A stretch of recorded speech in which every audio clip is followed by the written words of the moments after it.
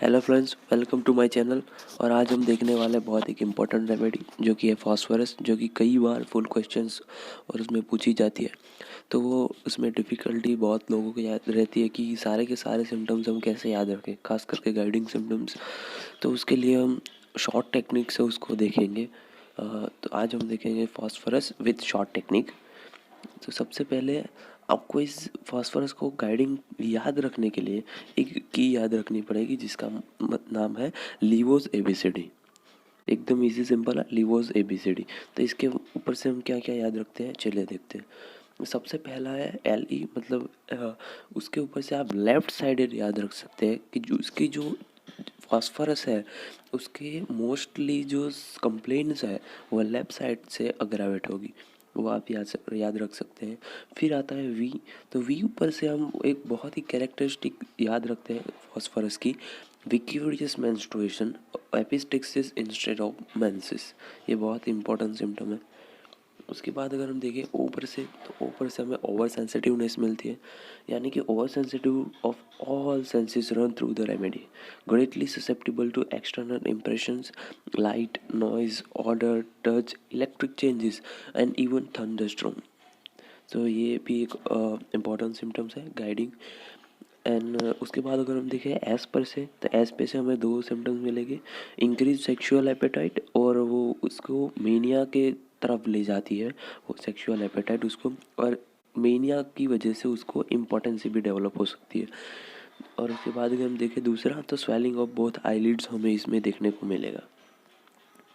उसके बाद ए पर से हम याद रखें तो weak empty organ sensation in head, chest and stomach. तीनों के तीनों में हमें ये सेंसेशन देखने को मिलेगा। और उसके बाद अगर हम बी पर से बहुत ही कैरेक्टरिस्टिक की नोट सिम्टम ऑफ फास्फोरस देखें, तो वो है बर्निंग। बर्निंग क्योंकि इसको ट्राई ऑफ बर्निंग में भी लिया जाता है फास्फोरस को। और burning anywhere and everywhere all over the body.